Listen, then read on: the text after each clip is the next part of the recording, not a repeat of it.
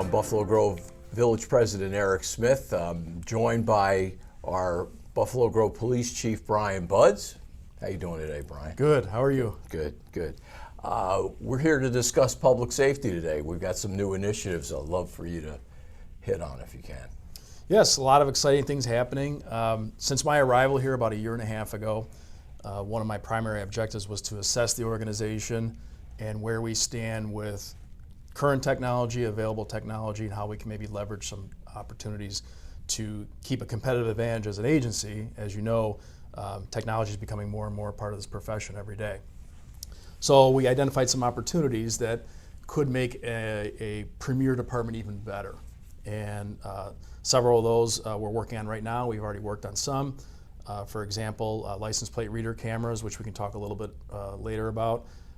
We've looked at a drone program, which we're starting up, obviously body-worn cameras, and improvements on squad car cameras.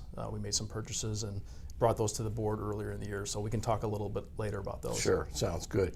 Chief, you know that Buffalo Grove takes its safety very seriously. It's a top priority for the board. It's a top priority for our community as a whole. Everybody I ever talk to, any resident, I always like to ask them, why do you live in Buffalo Grove? Always at the top of that list is public safety. So we appreciate our our first responders. We appreciate all they do for us, and it's a top priority for our community. Last year, sent out our citizen survey, which we do every 3 years, and the results, not surprisingly, were still pleasing to see that 95% of the folks that responded to the survey felt safe walking the neighborhoods and walking the streets, and 91% felt safe in their homes, which is again a testament to the great work that we do here. And if we can improve on that with technology, I think we should do that. I agree. Let's touch on a new, not a new ordinance, but one that we amended, the Weapons Control Ordinance, which I believe we adopted in 1994.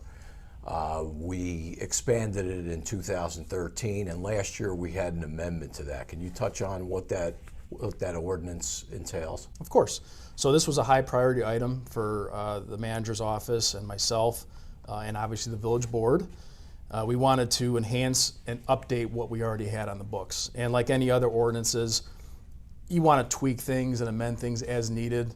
And this one, we felt was a perfect time to actually insert new language that really emphasized firearm safety at home or anytime a firearm is being transported in the community. Trigger locks or gun locks are required for anybody that legally owns a firearm in the village of Buffalo Grove. And I do have a firearm here we can demonstrate. This is obviously it's one of our simunition guns. This is not a real firearm, that's why it's blue. Since this ordinance has been passed, we have partnered with Project Child Safe, which is a nationwide gun safety program. We've been working with them for a number of years, and they provide free of charge to the police department, and we can donate these to residents or non-residents if they come to the police department. And it's very simple. I will demonstrate here with a semi-automatic weapon, which is commonly referred to as a Glock here. A lot of residents have this style of gun, but this also works for revolvers as well. Real simple, unloaded.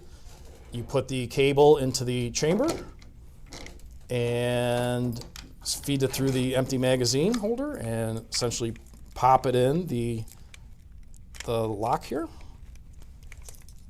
And then, simple as that, the key comes out. And this does not replace gun safety responsibility in a home.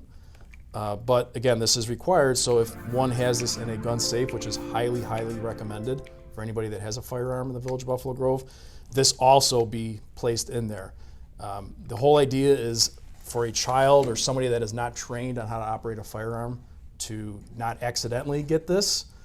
We've heard too many tragedies, of somebody getting a hold of a weapon that shouldn't have, and it can have terrible consequences of it. Sure. And we're very confident this ordinance will help prevent those kind of tragedies. Again, it does not replace responsible gun ownership. Everybody still has to do that. But I know this was very important to us, and we're very grateful for Project Child Safe to give these to us free of charge. We have plenty of them at the police station, at 46 Route Boulevard. We can give up to 2 of these per household. We'll never ask for an identification. You don't have to prove that you're a resident. The key is we want to get these in people's hands. That's going to be a benefit for safety. We're going to be at BG Days and National Night Out or any other venues you see us all the time. We're going to work closely with the schools, our school resource officers, to really promote this program. And again, because it is ordinance, it is law. So there would be consequences if we were to, be called to an incident where we, determined in our investigation that this policy or the ordinance wasn't being followed. So again, we want to educate. We don't want to have to enforce it through violations. Hopefully it never comes Yes, to that. but we want to be able to have that public education aspect. On behalf of the board, we're grateful that Project Child Safe for partnering with us on this. That's a great opportunity. Let's touch on some new initiatives that we're dealing with now.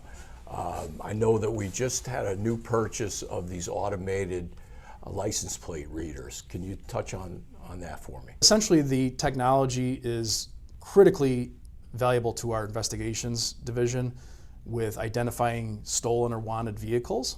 Okay, we haven't installed any yet in the village. We're currently working through the permitting process, so that takes a little bit of a time on that one. But we are anticipating one of the first few cameras will be coming up in the very near future, and they'll be located in the parkways and designated areas that we feel strategically make sense. These are not speed cameras, they're nothing like that at all. All these cameras do are take images, they don't run video. So they just take, anytime it's motion activated, they take an image of a car, particularly the license plate or certain features of a car. And what it's doing is it's constantly monitoring those features of a vehicle, not people inside the vehicle. There's no AI, nothing involved with that. There's no privacy violations of anything like that. It's a very transparent process. And the sole purpose of it is to identify, we'll refer to as a hit on a car that might be wanted or was involved in a crime or might be wanted for some kind of investigation, not only in Buffalo Grove, but maybe in another area or even state. And that information in real time is relayed to our patrol officers, our investigators, on either mobile devices or on our computers through our central dispatch center. And this information quickly is relayed to those officers to say, hey, this vehicle was spotted in this area traveling in this direction. Now, it's also important to note that it's not just for wanted vehicles involved in criminal activity. That's a big part of it, obviously. But a real key factor is missing persons, somebody that might be endangered. There's been several examples of the value just in our surrounding areas here, of the value of these cameras in locating somebody. And again, that helps family have closure to something, or maybe we can locate somebody to save somebody's life. So we're not looking at enforcing speeding violations. Not at all. They're not capable of that. We're not looking Or red light over violations, people's nothing shoulders. like that. Absolutely not. It's a very, when we do go live with the program, which we haven't, but we're getting close, we have a very strict policy in the department here that only authorized viewers or users can get access to this data. It's all law enforcement, specific and sensitive. And after 30 days, the information that's stored in the cloud securely falls off. So we're not keeping data on people after beyond 30 days. If it's not needed for an investigation. And that's important to note. Very important. And when you came to the board and we approved this, that was very important to us. The bottom line is people here want safety, and this will add to that. It's going to allow us to do our job better, more efficiently, and be at locations that maybe a police officer can't be at all times. Again, we're trying to be smart here. We're trying to use our resources the best that we can. We can't be everywhere all the time. So again, as we say in Buffalo Grove, we're trying to be smart with heart, right? Yep. And this program accomplishes that.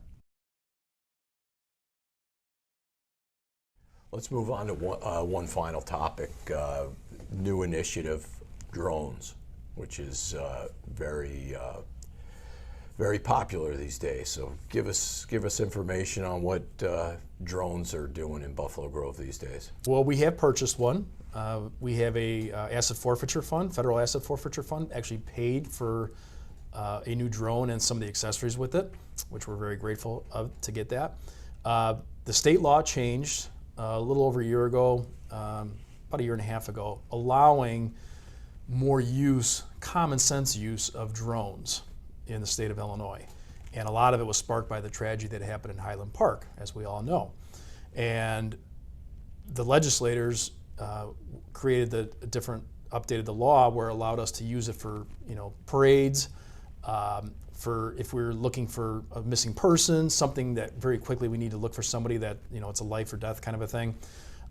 Public gatherings over 150 people, where, again, from a safety perspective, we would do that. It is not allowed for First Amendment protected activity, such as peaceful protests and things like that. That's not why we have it. We have it, again, for our public gatherings, safety perspective, to make sure that there's nothing nefarious happening or any kind of a threat to the community or public at an event. So in Buffalo Grove, give me an example what we would use it for. What will we be using it for? I'll give you two examples. The first one that comes to mind is during BG days, obviously. And again, the state law requires each agency to have a strict policy, which we have one, and state certified operators for the drones, which we're fortunate to have 2 of them. So we are in a really good place. So it's going to be responsibly used at BG days, for example. Again, before the event, to survey the area to make sure we don't see any visible threats or suspicious activity or cars. Again, this is not about AI and getting facial recognition, nothing like that. And it's required that we do it in the peripheral area. You generally do not want to fly right over where there's people. And it's at a safe height in accordance with FAA regulations. So BG days during and before and after the BG days event on each given day. Perhaps a Pride Parade would be one that we'd be looking to maybe actually have our first launch this year if we can get it in time, because that's coming up soon. Another one that's, again, critical is if we're looking for somebody that's missing. It could be, and this has great night vision as well, so it'd be very helpful in our jurisdiction, perhaps, let's say in Buffalo Creek, if we're assisting the sheriff's office to look for somebody that's missing or endangered, a child, perhaps somebody with Alzheimer's or things like that. Every second matters in those instances. And we would have trained operators that would work in accordance with our patrol division and investigations to get up there and see if we can, find somebody quickly. That's great. Well, we thank the legislators for carving this out because it makes a lot of common sense. And we thank you for purchasing this, and we look forward to its use. Yeah, we're grateful to the board and the manager's office and the community for all the support for these technological improvements, and more to come. Thank you, Chief. Thank you.